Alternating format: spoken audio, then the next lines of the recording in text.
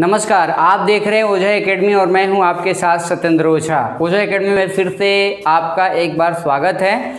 और पिछले video lecture में हम लोगों ने जो पढ़ा था वो कैनेडियन कॉन्स्टिट्यूशन तक पढ़ा था, sources of the Indian constitution, भारतीय संविधान के स्रोत के बारे में। तो आइए आज हम देखेंगे साउथ अफ्रीकन कॉन्स्टिट्यूशन से हमने अपने कॉन्स्टिट्यूशन में कौन कौन सा टॉपिक ऐड किया है, और फिर ऑस्ट्रेलियन कॉन्स्टिट्यूशन से हमने कौन कौन सा टॉपिक ऐड किया है। तो सबसे पहले हम बात कर लेते हैं साउथ अफ्रीकन कॉन्स्टिट्यूशन की। उसमें एक है अमेंडमेंट प्रोसीजर। देखिए, अमेंडमेंट प्रोसीजर का मतलब होता है संशोधन की प्रक्रिया। अब हम यहाँ पे संशोधन की प्रक्रिया को थोड़ा सा समझ लेते हैं। संशोधन बेसिकली होता क्या है, डिटेल में हम चर्चा पार्लियामेंट में ये पढ़ाना है, उसमें हम चर्चा करेंगे। देखिए, संशोधन का मतलब होता है कि जो भी हमारे संविधान में नियम कानून दिए गए हैं उसमें रेडिकल चेंज करना। रेडिकल चेंज का मतलब होता है आमूलचूल परिवर्तन करना, थोड़ा बहुत परिवर्तन करना, और उस परिवर्तन करने को हम बोलते हैं अमेंडमेंट। अभी तक हम आपको बता दें कि 124 जो है वो प्रस्तावित है हमारे पार्लियामेंट में अमेंडमेंट, जिसमें कि 103 जो है वो पास हो चुका है। और 103 नंबर पे हमने अभी देखा होगा EWS यानी वीकर सेक्शन की चर्चा की गई थी, जनरल कास्ट को 10% यानी 10% आरक्षण देने के लिए। तो ये 103 नंबर पे था। अब आते हैं हम दूसरे नंबर पे, बात कर लेते हैं method of election of the members to the Rajya Sabha. अब यहाँ जो राज्यसभा है हमने बताया था, राज्यसभा को हम अपर हाउस भी कहते हैं। तो क्वेश्चन में कभी राज्यसभा न दे करके यदि अपर हाउस भी कर दे तो आप सबको समझ जाना है कि हम राज्यसभा की ही बात कर रहे हैं। यानी राज्यसभा में इलेक्शन जो होता है उस इलेक्शन का प्रोसीजर कैसे होता है, क्या होता है, इसके बारे में हम पार्लियामेंट में बहुत अच्छे से डिस्कस करेंगे, क्योंकि राज्यसभा टॉपिक पढ़ना है। और राज्यसभा के इलेक्शन मेथड के बारे में सिंपल यहाँ पे हम बता दे रहे हैं आपको कि इसका जो चुनाव होता है राज्यसभा का वो इनडायरेक्टली होता है। इनडायरेक्टली का सिंपल मतलब है कि हम लोग वोट इसमें नहीं करेंगे राज्यसभा के मेंबर्स के लिए। लोकसभा के मेंबर्स के लिए लोकसभा के चुनाव में हम लोग वोट करते हैं, जबकि राज्यसभा के चुनाव में हम लोग वोट नहीं करते हैं। इसलिए ऐसे इलेक्शन को हम क्या बोलेंगे, इनडायरेक्ट इलेक्शन। इनके इलेक्शन में जो वोट करते हैं वो प्रत्येक राज्य की विधानमंडल के जो है सदस्य करते हैं, विधानसभाओं के सदस्य करते हैं। अब हम आते हैं ऑस्ट्रेलियन कॉन्स्टिट्यूशन की बात कर लेते हैं। ऑस्ट्रेलियन कॉन्स्टिट्यूशन से पहले ही हमने बता दिया है, जो लिस्ट लिया गया था उसमें 3 तरह के लिस्ट हमने बताया था। एक बताया था यूनियन लिस्ट, एक बताया था स्टेट लिस्ट, और एक बताया था हमने कनकरेंट लिस्ट। कनकरेंट लिस्ट का मतलब होता है कि जो है वैसा सब्जेक्ट जिस पे सेंट्रल गवर्नमेंट और स्टेट गवर्नमेंट दोनों मिल करके कानून बनाए, उसे हम कॉन्करेंट लिस्ट में रखते हैं। जैसे हमने बताया था टेररिज्म, आतंकवाद, जैसे नक्सलिज्म, नक्सलवाद, पोल्यूशन, प्रदूषण, तो ऐसे सब सब्जेक्ट हैं जो राज्य का भी मामला है और केंद्र सरकार का भी मामला है। तो ऐसे में यूनियन और स्टेट दोनों मिल करके लॉ बनाएंगे, कानून बनाएंगे, और ऐसे सब्जेक्ट को हमने कॉन्करेंट लिस्ट में रखा था। तो चलो, कॉन्करेंट लिस्ट हमने ऑस्ट्रेलियन कॉन्स्टिट्यूशन से ले लिया। अब हम बात कर लेते हैं ज्वाइंट सीटिंग की बात कर लेते हैं। Joint sitting of the 2 houses of the parliament, यानी जो हमारी संसद है उसकी ज्वाइंट सीटिंग यानी संयुक्त बैठक होती है। अच्छा, अब बात है कि संयुक्त बैठक क्यों होती है। संयुक्त बैठक तभी होगी जब लोकसभा और राज्यसभा में किसी इशू को लेकर के कोई डिस्प्यूट हो जाए, यानी विवाद खड़ा हो जाए। जैसे जनरली जो है लॉ बनाने का जो प्रोसीजर है वो क्या है, सबसे पहले या तो जो है लोकसभा में कोई बिल इंप्लीमेंट किया जाता है, वहाँ पे इंट्रोड्यूस किया जाता है, रखा जाता है।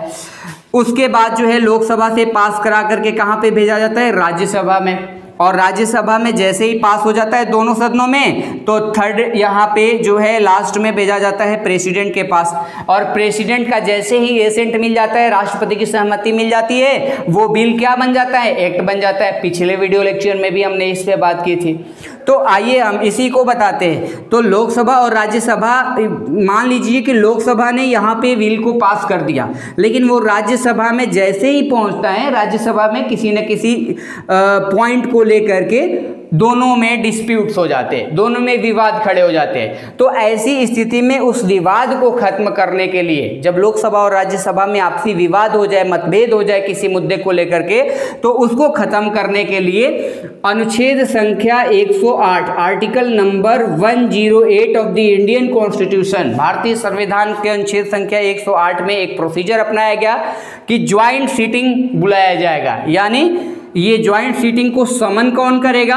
प्रेसिडेंट करेगा। भारत का जो राष्ट्रपति है वही इस बैठक को बुला सकता है। और यहाँ से बहुत बढ़िया सा प्रश्न निकल करके आता है कि ज्वाइंट सीटिंग यानी संयुक्त बैठक को कौन बुलाता है। तो ध्यान में रखना है, 4 ऑप्शन दे देगा, उसमें से एक ऑप्शन रहेगा प्रेसिडेंट बुलाता है। लेकिन उसे प्रिसाइड कौन करता है, उसकी अध्यक्षता कौन करता है? तो अध्यक्षता जो है वो राज्यसभा का चेयरमैन यानी सभापति अर्थात उपराष्ट्रपति नहीं करेंगे।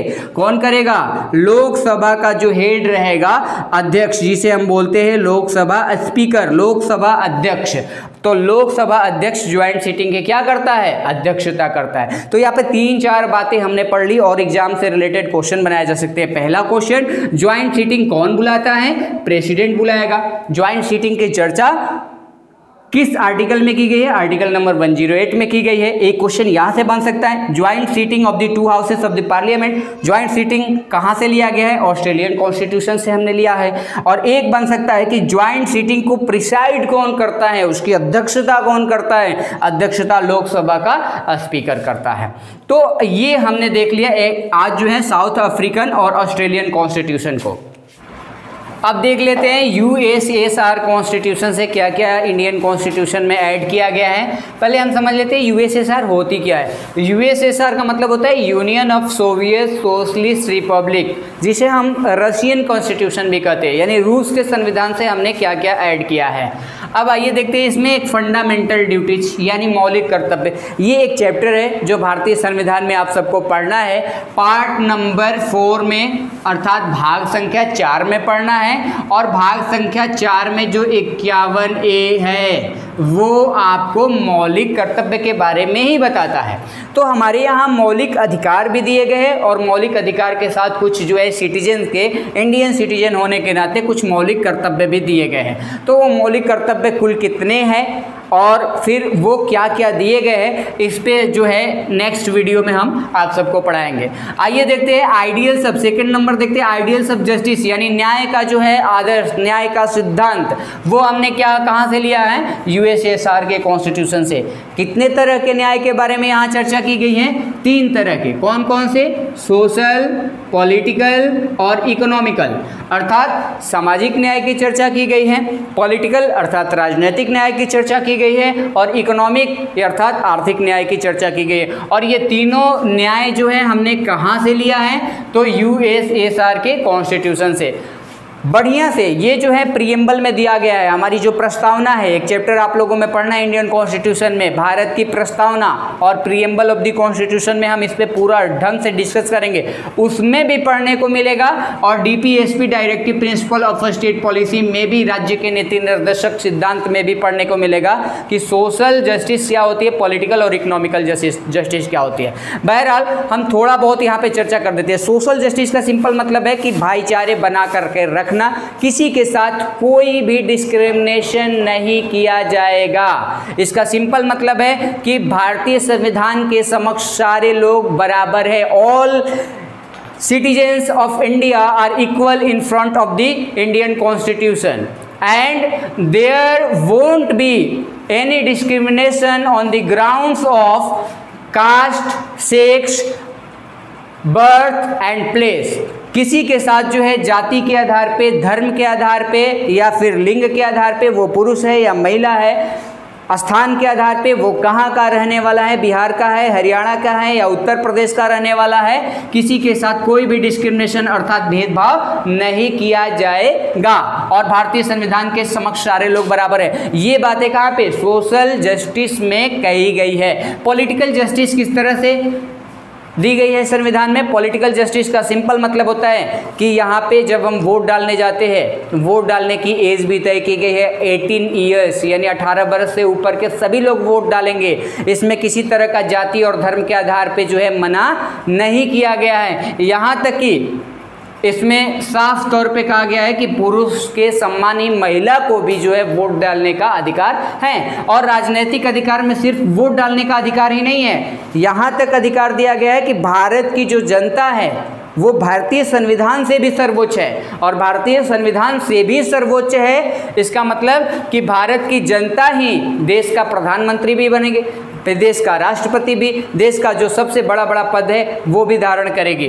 तो वो जो है आप केवल वोट देने के अधिकारी नहीं है बल्कि इलेक्शन को भी फाइट कर सकते हैं, चुनाव को भी लड़ सकते हैं। और ये जो है चुनाव लड़ने का जो अधिकार दिया गया है उसे हम पॉलिटिकल जस्टिस में रखते हैं, यानी लोगों के साथ ये हमारा संविधान राजनैतिक रूप से न्याय करता है कि लोगों को चुनाव लड़ करके बड़े बड़े पोस्ट पे बड़े बड़े पद को धारण करने की अनुमति प्रदान करता है। अब एक इकोनॉमिकल जस्टिस, यानी यहाँ पे इकोनॉमिकल जस्टिस भी जो है दी जाने का प्रयास की जाती है, और दिए जाने का प्रयास इस तरह से की जाती है कि इकोनॉमिकल जस्टिस में जितने भी रिच और पुअर है उसके साथ किसी तरह का पुअर के साथ भी भेदभाव नहीं किया जाएगा। सबको जो है भारत सरकार की तरफ से या राज्य सरकार की तरफ से ऐसे कदम उठाए जाएंगे जिससे जो गरीब लोग हैं, जो पुअर है, वो भी एक अच्छे जो लेवल है, जो नेशनल लेवल है उस लेवल में वो आ सके। तो अच्छे से हम डिस्कस करेंगे इस पर, ये बहुत शॉर्ट में हमने बात की है प्रीएम्बल में। अब देखते हैं फ्रांस के कॉन्स्टिट्यूशन से क्या हमने लिया है। फ्रांस के कॉन्स्टिट्यूशन से रिपब्लिक, देखिए प्रीएम्बल में साफ कहता है हमारे देश की प्रकृति कैसी होनी चाहिए, डेमोक्रेटिक होनी चाहिए। डेमोक्रेटिक मतलब लोकतांत्रिक होनी चाहिए। ये भी स्पष्ट शब्दों में कहता है कैसी होनी चाहिए, सोवरेन यानी संप्रभुता संपन्न होनी चाहिए। इसी तरह से बात किया गया है वहाँ पे कि रिपब्लिक भी होनी चाहिए, गणतांत्रिक देश है। और गणतांत्रिक देश का मतलब क्या होता है, यहाँ पे थोड़ा सा समझ लेते हैं। गणतांत्रिक देश का मतलब कि जो भी इस देश का हेड है, इस स्टेट का हेड है, उसका चुनाव कराया जाना चाहिए। यानी पहले के जो है जैसे मोनार्की सिस्टम में था, जो राजा महाराजा बनते थे उसका ही जो है फैमिली में जो पुत्र है, पुत्र का पुत्र है, वैसे ही परिवारवाद चलता था और वो ही राजा बन सकते थे। लेकिन डेमोक्रेटिक कंट्री में जो है फ्रांस के कॉन्स्टिट्यूशन से जो हमने ये ऐड किया है वो भारत के नागरिकों को बहुत सारा जो है अधिकार प्रदान कर देता है। रिपब्लिक में क्या कहता है, head of the state is elected, head of the state यानी जो राज्य का प्रधान होगा उसका भी चुनाव कराया जाएगा। और उसका चुनाव कराया जाएगा तो हेड ऑफ द स्टेट कौन है, प्रेसिडेंट है, राष्ट्रपति है। आपको बता दें यहाँ स्टेट हमारा कहने का मतलब किसी राज्य से नहीं है, यहाँ स्टेट कहने का मतलब इंडिया अर्थात भारत से है, क्योंकि हमारी भारतीय जो संविधान है उसमें इंडिया को क्या कहा गया है, स्टेट कहा गया है। किसी राज्य को हम नहीं कह रहे हैं। India is only a state not a country in front of the world according to the UN, United Nation यानी संयुक्त राष्ट्र संघ के अनुसार यदि हम देखें तो संयुक्त राष्ट्र संघ के मेंबर होने के नाते इंडिया क्या है, एक स्टेट है, ये कोई देश नहीं है। इसलिए इस स्टेट का जो प्रधान होगा तो प्रधान कौन होगा, प्रधान जो है राष्ट्रपति होता है। हेड कौन होता है, राष्ट्रपति। और राष्ट्रपति का भी आप लोगों जानते ही होंगे, राष्ट्रपति का भी चुनाव कराया जाता है। तो ऐसा देश जिसमें उस देश का प्रधान का चुनाव कराया जाता हो, ऐसे देश को हम क्या बोलते हैं, रिपब्लिक स्टेट बोलते हैं। तो इंडिया कैसा स्टेट है, रिपब्लिक स्टेट है। और ये हमने फ्रांस से लिया है। अब देखते हैं ideals of liberty, equality and fraternity. देखो प्रीएम्बल में साफ शब्दों में ये तीनों बातें पढ़नी है। क्या लिबर्टी का मतलब होता है, liberty of thought, liberty of expression, liberty of faith, अर्थात स्वतंत्रता जो है किस बात की, अपने बातों को रखने की, भाषण देने की, बोलने की, अपने विचार को प्रकट करने की। आज यही जो है लिबर्टी दी गई है कि हमारी मीडिया जो है एक तरह से भारत सरकार पर दबाव बना करके और भारतीय जनता के कल्याण हेतु जो है नीति बनाने के लिए प्रेरित करती है। और लोग भी खुल करके जो है सरकार यदि गलत करती है तो उसकी आलोचना भी करते हैं, और यदि अच्छा काम कर रही है तो सराहना भी करते हैं। और इसका सबसे बड़ा जो है श्रेय जाना चाहिए, वो श्रेय जाना चाहिए लिबर्टी का प्रोविजन को, यानी स्वतंत्रता दी गई है सभी नागरिकों को। इक्वालिटी अर्थात सभी लोग जो है सम्मान है। All the citizen of India are equal in front of the Indian constitution, in front of the law, in front of the central government और state government. You can say, आप क्या कह सकते हैं कि भारतीय संविधान के, भारतीय सरकार के समक्ष या राज्य सरकार के समक्ष सारे जो लोग हैं, भारतीय जनता है, वो समान माने जाएंगे। उसके बाद हम फर्टर्निटी की बात करते हैं। फर्टर्निटी मतलब भाईचारा, यानी बंधुता को बना कर रखना जो है ये सभी लोगों का फंडामेंटल ड्यूटीज है। मौलिक कर्तव्य है, और ये सारी बातें हमारी प्रीएम्बल में बताया गया है और प्रीएम्बल में विशेष डिस्कस करेंगे। सिंपल इतना रखिए याद कि जो ideals of liberty, equality and fraternity की बात की गई है, स्वतंत्रता, समानता और भाईचारे की, वो हमने फ्रांस के कॉन्स्टिट्यूशन से ले रखी है। अब आते हैं हम वाइमर कॉन्स्टिट्यूशन। देखिए वाइमर कॉन्स्टिट्यूशन जो है कहा जाता है जर्मनी के कॉन्स्टिट्यूशन को। जर्मनी के कॉन्स्टिट्यूशन में क्या कहा गया है? Suspension of fundamental right during national emergency, अर्थात जिस समय राष्ट्रीय आपातकाल की घोषणा कर दी जाती है राष्ट्रपति के द्वारा, नेशनल इमरजेंसी अनाउंस हो जाती है, उस समय जो है फंडामेंटल राइट को सस्पेंड किया जा सकता है, फंडामेंटल राइट को स्थगित किया जा सकता है। और इसके भारतीय संविधान पे अच्छी समझ जो है विकसित करने के लिए आप ओझा एकेडमी को फॉलो कर सकते हैं। आप देखिए, यदि किसी तरह से आपको कोई क्वेश्चन में दिक्कत है, रटना नहीं है, नहीं क्या करना है, समझना है। और जहां भी आपको कोई भी दिक्कत है आप कमेंट बॉक्स में जाकर के पूछ सकते हैं। हम एक बार नहीं 50 बार बताएंगे, लेकिन प्रश्न छूटना नहीं चाहिए एग्जाम में। एकदम वादा है आप लोगों को जो है कॉन्स्टिट्यूशन पर एक बहुत अच्छी समझ जो है विकसित कर दूंगा कि एक भी क्वेश्चन नहीं छूटेगा। यहाँ तक कि यूपीएससी प्री का एग्जाम दे रहे हो आप, या state PCS, NDA, CDS, railway, SSC, किसी का भी एग्जाम दे रहे हो, एक भी प्रश्न नहीं छूटेगा। हाँ, ये मैं मानता हूँ कि थोड़ा सा मेरा वीडियो जो है लंबा हो जा रहा है, तो लंबा इसलिए हो जा रहा है क्योंकि एसएससी में अब लेवल जो है ना, क्वेश्चन करने का लेवल जो है वो काफ़ी बड़ा हो गया है। आप एनडीए सीडीएस का पेपर उठा करके देखिएगा, वो भी लेवल बड़ा हो गया है। तो हाँ, मैं ये नहीं कर रहा, अभी तो यूपीएससी को नहीं पढ़ा, यूपीएससी का स्टार्ट करूंगा जो बैच ना, इससे बड़ा बड़ा जो है एक एक जो है वीडियो लेक्चर जो अभी 2 घंटे में, 1.5 घंटे में हो रहे हैं, उसे 5 घंटे में लेकर के जाऊँगा, पूरा डिस्क्राइब करके रख दूंगा। तो वीडियो देखने के लिए आपका बहुत बहुत धन्यवाद, और ऐसे ही सब्सक्राइब कीजिए, लाइक कीजिए। इससे क्या होता है, थोड़ा सा मोटिवेशन मिल जाता है, और आप लोगों को ये भी पता है ना, पता चलता है कि हाँ हमने जो पढ़ाया है वो समझ में आया है या फिर नहीं आया है। यदि नहीं आया है तो फिर अगले वीडियो में उसे फिर रिपीट करेंगे, हम लाइव आएंगे तुरंत, देखते रहिए। तब तक आज ओझा एकेडमी।